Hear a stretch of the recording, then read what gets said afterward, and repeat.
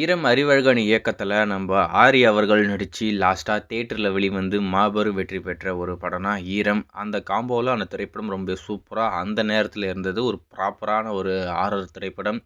அதுக்குன்னு ரொம்ப பயங்கரமான பேய் இல்லை மூஞ்சில் வெள்ளை பூசிக்கிட்டு அந்த மாதிரிலாம் இல்லாமல் தண்ணிலேயே ஒரு சிறப்பான தரமான சம்பவமான ஒரு பேய் படம்னா ஈரம் படம். ஸோ அந்த படத்துடைய வெற்றிக்கு அப்புறமா அதே கூட்டணியில் ஒரு திரைப்படம், ஒரு ஹாரர் திரைப்படம் சபப்தம், அதாவது சப்தம்.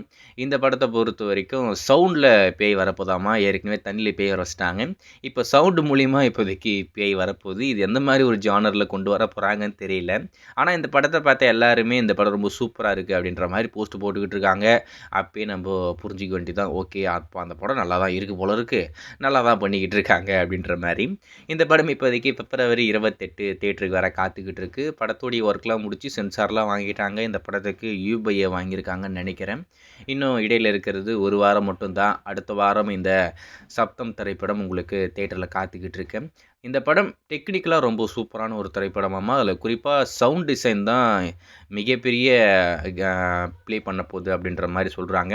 அதாவது நீங்கள் தேட்டரில் எக்ஸ்பீரியன்ஸ் பண்ண வேண்டிய ஒரு படம்னா இந்த படம் தான். ஒரு நல்ல சவுண்ட் சிஸ்டம் இருக்கக்கூடிய தேட்டரில் நீங்கள் இந்த படத்தை பார்த்தீங்கன்னா வேறு மாதிரி ஒரு சூப்பரான அனுபவத்தை கொடுக்கும் அப்படின்ற மாதிரி சொல்கிறாங்க. சரி, இந்த சப்தம் படத்தை பற்றி இப்போ என்ன அப்படின்னு பார்த்தீங்கன்னா February 28 இந்த படம் தேட்டருக்கு வரப்போகுது. இருந்தாலும் அந்த படத்துடைய டீசரோ ட்ரைலரோ எப்படா வரும் அப்படின்ற மாதிரி காத்துக்கிட்டு இருப்பீங்க.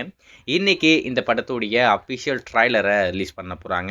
ஸோ வெயிட் பண்ணி பார்ப்போம். அந்த ட்ரைலர் வெளிவந்ததுக்கப்புறம் அதை பார்த்துட்டு அது எப்படி இருக்குது அப்படின்னு சொல்லிட்டு கண்டிப்பாக அந்த ட்ரைலரையும் ஹெட்ஃபோனில் நல்ல ஹெட்ஃபோனில் பார்க்கணும் அப்படின்ற மாதிரி தான் ரெக்கமெண்ட் பண்ணுவாங்க. ஏன்னா இந்த படத்தில் அந்த சவுண்ட் டிசைன் அப்படின்றது தான் ஒரு மிகப்பெரிய சேலஞ்சாமா. ஏன்னா சத்தத்தில் தான் பேயே வருது அப்படின்றதுனால சவுண்ட் டிசைனுக்கு ஏகப்பட்ட ஒர்க் பண்ணியிருக்காங்க. ஒரு துல்லியமாக ஒரு விஷயத்தையும் பார்த்து பண்ணியிருக்காங்க.